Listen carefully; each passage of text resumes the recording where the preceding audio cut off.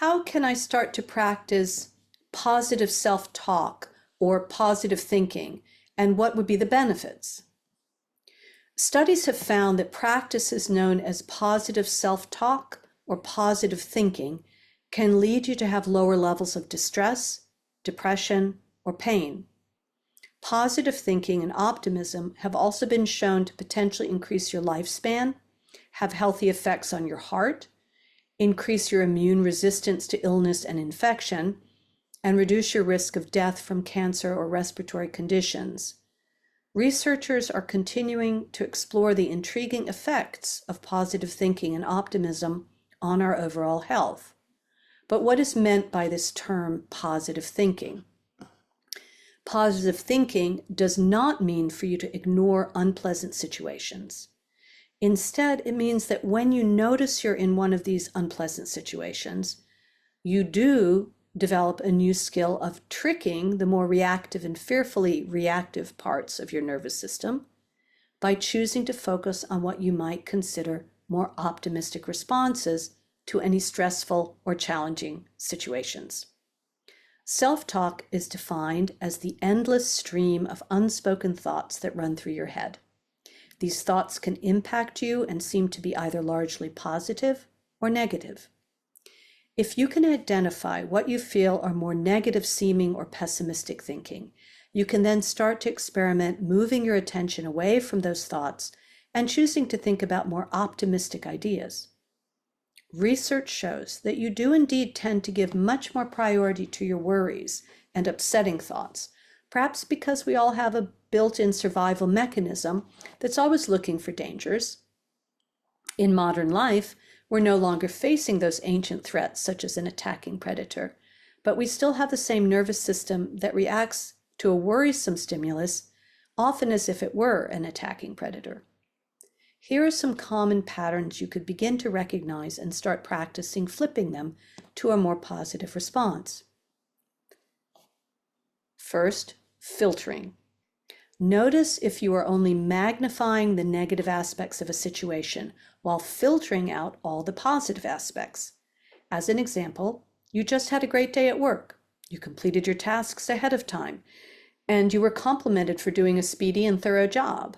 That evening, though, you choose to focus only on your anxious concerns about doing even more tasks tomorrow, and you completely forget about all the positive compliments you received today. That would be an example of filtering. Number 2, personalizing. When something bad occurs, you automatically blame yourself. As an example, you hear that an evening out with friends is canceled, and you assume that the change in plans is because no one wanted to be around you. That's an example of personalizing. Third, catastrophizing. This means that you are automatically anticipating the worst without facts that the worst will ever happen. As an example, the drive-through coffee shop gets your order wrong, and then you think that the rest of your day will be a disaster. Or you magnify something.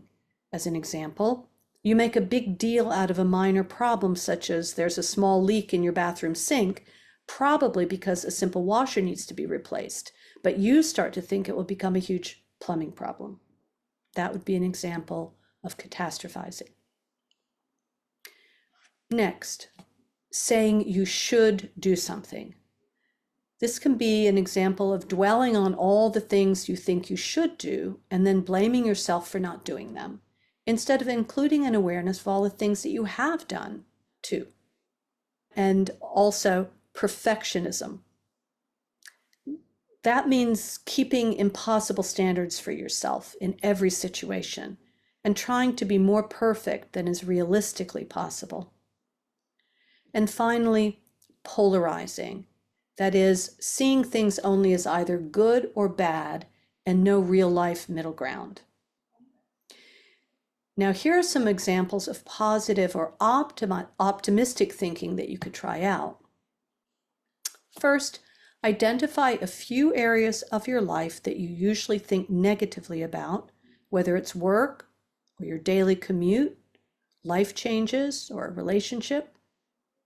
Then periodically during the day, stop and evaluate what you're thinking about those areas of your life. If you find that your thoughts are mainly negative, try to find a way to put a positive spin on maybe one or two of them.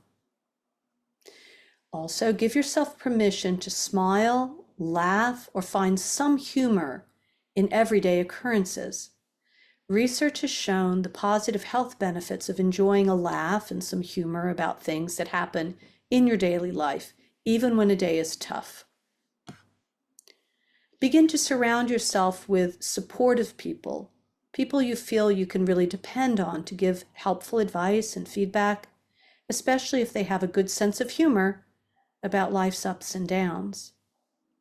Finally, you can try this simple practice.